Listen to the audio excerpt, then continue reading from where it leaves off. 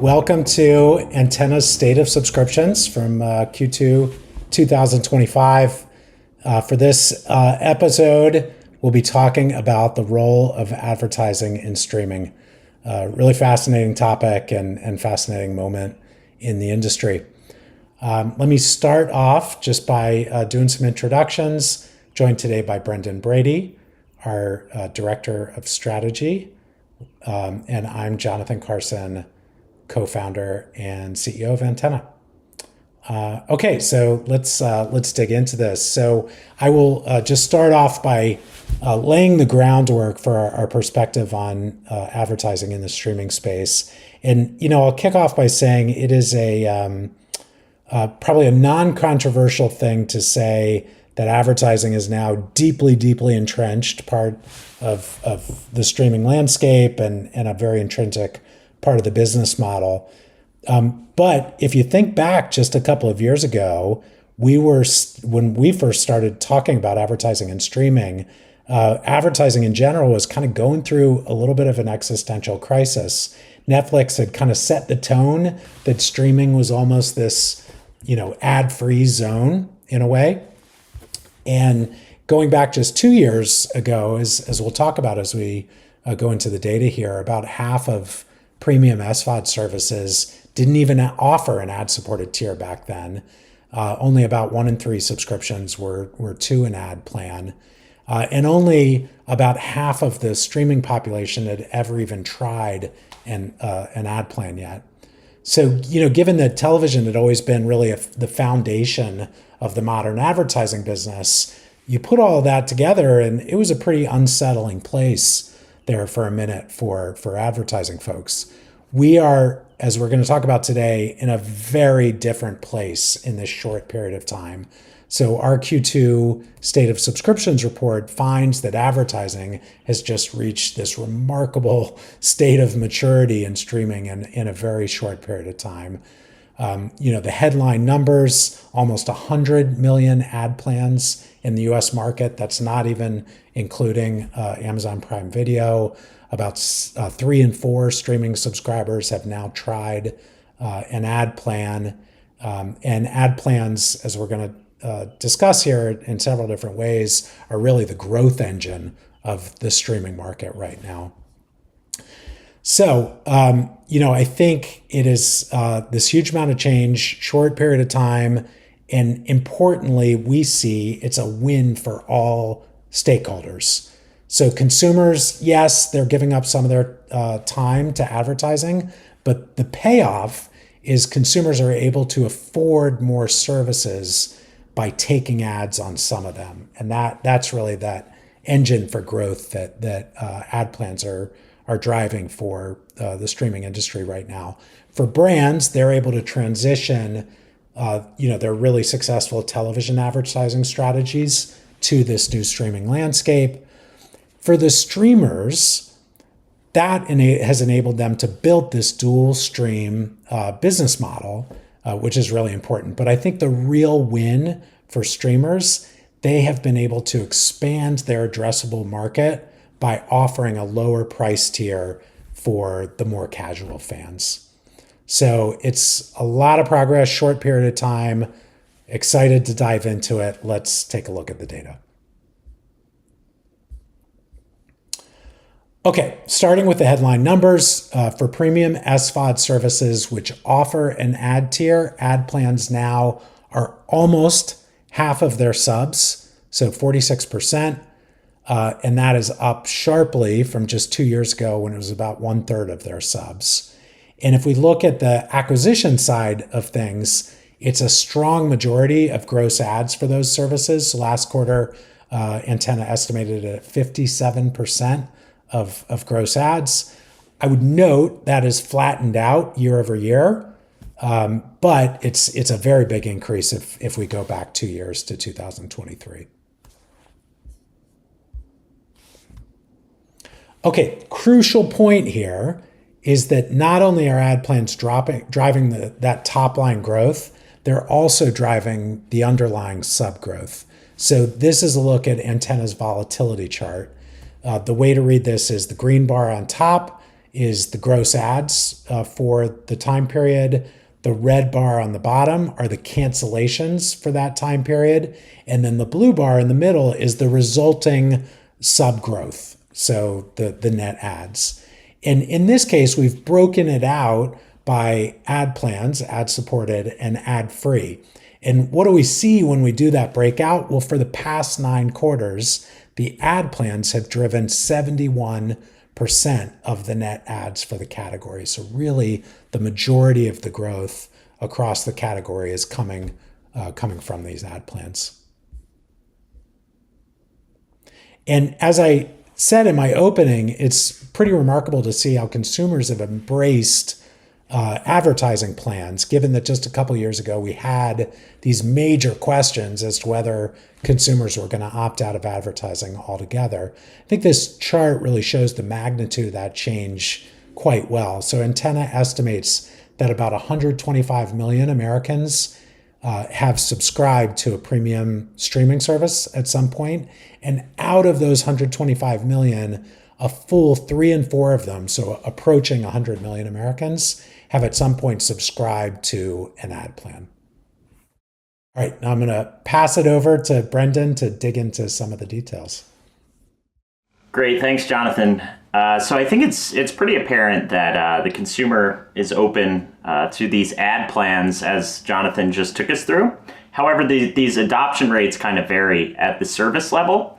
In our full client version of the report, for most all of our metrics, we'll include the by service breakout, whereas the public-facing version of the report is more of these aggregated or rolled up metrics. And so as part of this webinar, we did want to tease some of the service level cuts. And so here we're looking at Q1 periods, and we're looking at gross ads, and we've cut this by ad supported versus ad free. If you recall, the first data slide Jonathan showed 57% of category gross ads were ad supported. And you'll see at the service level, some are above that line and some are below that line. We noticed that Peacock, Hulu, and Disney Plus saw the majority of their gross ads in Q1 '25 on ad supported tiers. We saw that Netflix had the biggest increase proportionally of ad supported gross additions, from 38% in Q1 '24 up to 49% in Q1 '25. And then the other thing that kind of warrants a comment on this chart is the decline at Paramount, from 60% of gross ads being ad supported in Q1 '24 that is, down to 42% in Q1 '25. However, I don't think that trend, let's call it, holds too much water, because if you recall, Q1 '24 saw Paramount Plus simulcasting CBS's Super Bowl. That led to a big surge in acquisition. Many of those users may be more predisposed to select ads, just given that they'll be watching kind of a live feed of that CBS station in their market and thus be getting ads anyway. And so we'll see what that number looks like, a year from now. However, Q1 '23 to Q1 '25 for Paramount certainly sees an increase of 9 points. Okay, so we just looked at the 7 premium SVODs across Antenna's core measurement that offer both tiers, and we looked at how the consumer is kind of adopting those tiers. We'd be remiss not to cover Prime Video and their foray into video advertising. And so here we're looking at ad-free Prime Video subscription growth. So if you recall, in January 2024, Amazon Prime Video effectively flipped all of its members to an ad-supported tier. That became the default. They offered these members the opportunity to pay an incremental $2.99 a month to go ad-free within Prime Video. And so here we're looking at how have those ad-free subscriptions grown over time. And you'll see they've grown steadily quarter over quarter. By the end of Q1 '25, Antenna measured those ad-free subscriptions at 11 million, meaning the total Prime base minus 11 million would equal the ad-supported audience for Prime. So certainly an aggressive and a different strategy than we saw other services kind of introduce their ads here. And again, a lot more insight at the individual service level in the full version of our report.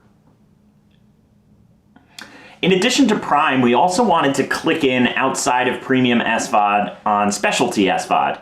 It's certainly in the earlier innings, advertising on these specialty SVOD services, But we are measuring 2 of these services in market with an ad tier in the specialty subcategory of SVOD. Those 2 services are AMC Plus and BET Plus. And so on the left-hand side, we're looking at the share of subscriptions that are ad-supported over time. And on the right-hand side, we have the proportion of gross ads that are ad-supported on Q1 periods. And you'll see the uptake in ad-supported subscriptions within the specialty category is just a bit more modest than what we're seeing for premium. That being said, we have noticed that AMC Plus, about 1 in 5 subscriptions are ad-supported by the end of Q1 '25. And for AMC Plus, these past Q1 periods, roughly about a third of gross ads are coming in on that ad-supported tier. Those proportions are well above what we notice for BET Plus, for example. Okay, so moving on from the top of the funnel and the complexion of the existing subscriber base, and more turning our attention to loyalty. Obviously, to monetize these advertisements or this user base, these users have to be watching the service. And in order to watch the service, you have to be subscribed to the service. And so the loyalty around the ads here, of course, in addition to time spent and things of that nature, is paramount. And so here we're looking at ad-free churn rates and ad-supported churn rates, weighted average across the 7 premium SVODs that offer both tiers. And what you'll notice is that there is a difference of about a full percentage point between the tiers. So ad-supported tiers churned at roughly 5%. To cap off Q1 '25. For ad-free tiers, that was closer to 4%. And so there's a delta of 1 full percentage point, and on this big of a base of subscriptions, that's a pretty expensive percentage point when it comes to customer lifetime value. That being said, and we'll get into this more in the coming slides, the difference in loyalty is probably not as crazy as this slide might seem, because that navy blue ad-supported line has the benefit of these super long tenured and loyal Netflix subscribers who likely are not thinking of canceling. And that can really, really weigh down that churn rate. So another way to kind of quantify this loyalty that we're seeing, we took a big cohort. This is first half 24 gross ads across those services. And we're looking at the 9-month survival, and we have this cut by ad-supported versus ad-free.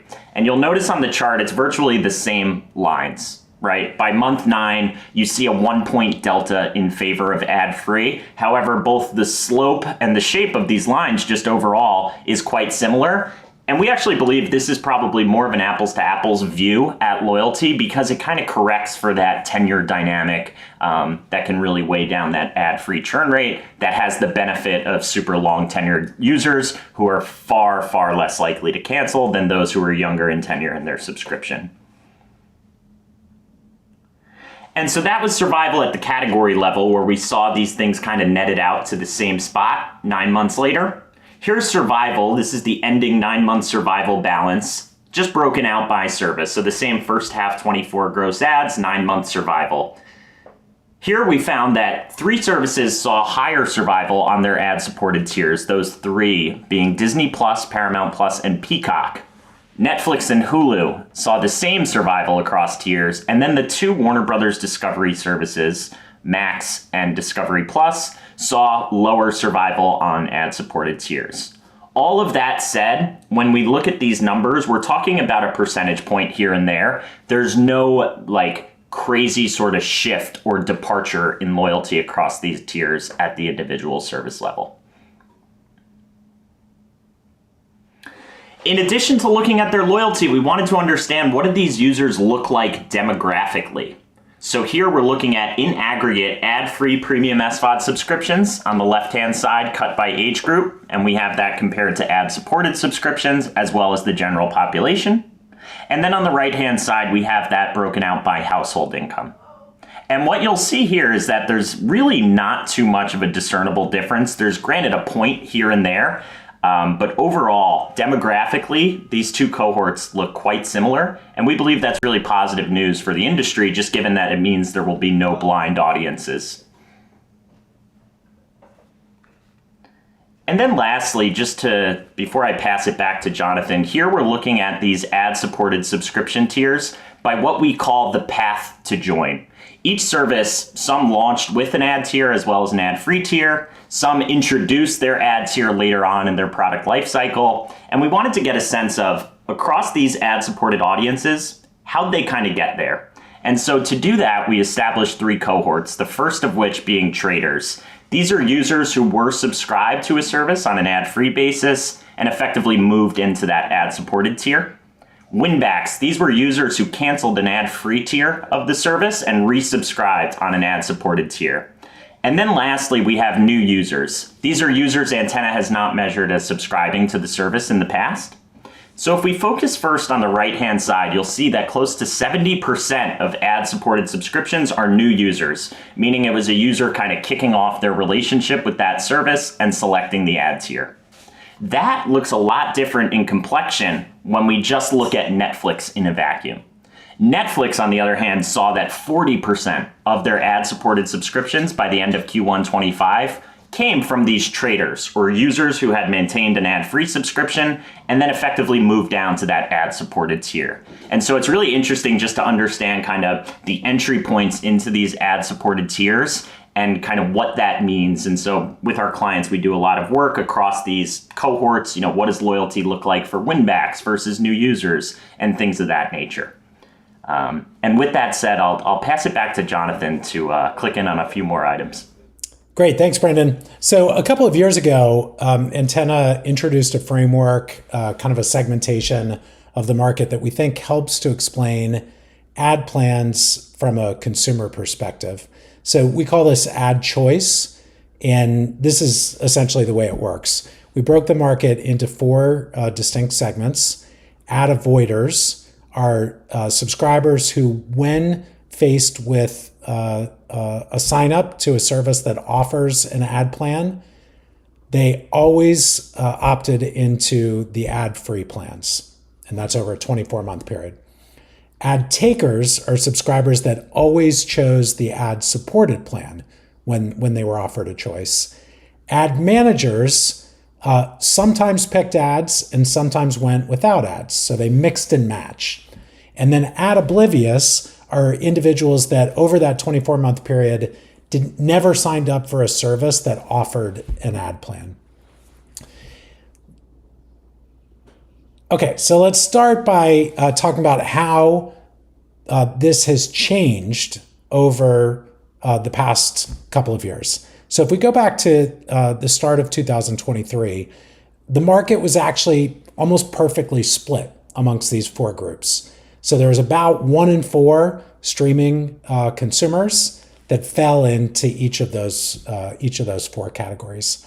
But we see this really sharp change over the last 2 years. So essentially, what happens is ad oblivious shrinks dramatically. And ad oblivious used to be most of the market. But ad oblivious shrinks pretty dramatically because more and more streaming consumers have now signed up for a service where an ad plan was offered. This is kind of an important thing to that existential question about advertising. Back when this whole experiment started, we didn't actually know what would happen when we offered consumers the choice. Would you like to receive advertising or not receive advertising and pay a little bit more to avoid the ads? That there weren't massive examples in the market where consumers had been presented with that proposition. Now that experiment has essentially been conducted because our ad oblivious category is quite small. So which category picked up share as that oblivious disappeared? It's really ad management that gained share. The sometimes ad, sometimes not approach is quickly becoming the mainstream behavior for American streaming consumers.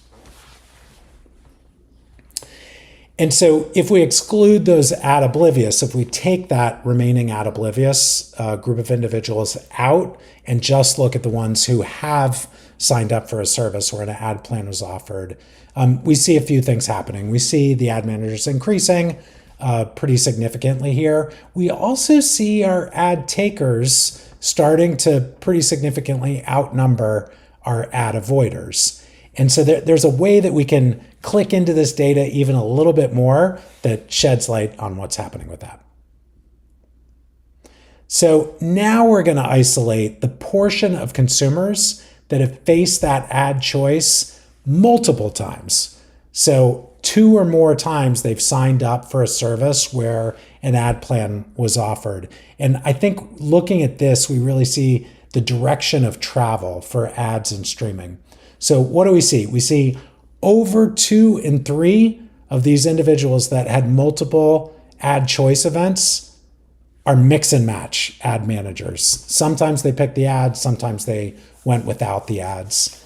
And so that mainstream behavior is consumers like really pretty carefully managing their decisions around when they want to have advertising and when they want to pay up to opt out of ads. Second thing we notice, 86% of these consumers that faced the ad choice multiple times, 86% chose an ad plan at some point. So only 14% of the multiple ad choice consumers always opted for ad free. Only 14% are ad avoiders. And this is, what gives us the confidence to say, okay, over time, we are talking most of the market is still going to be accessible to advertisers.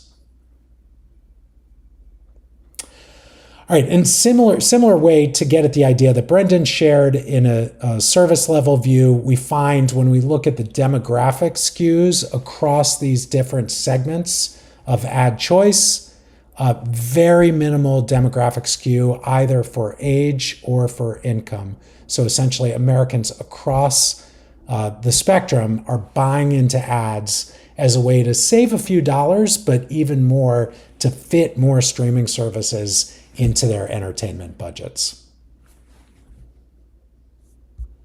Okay, so that is what we have for you this quarter. Thank you so much for joining our status of subscriptions webinar.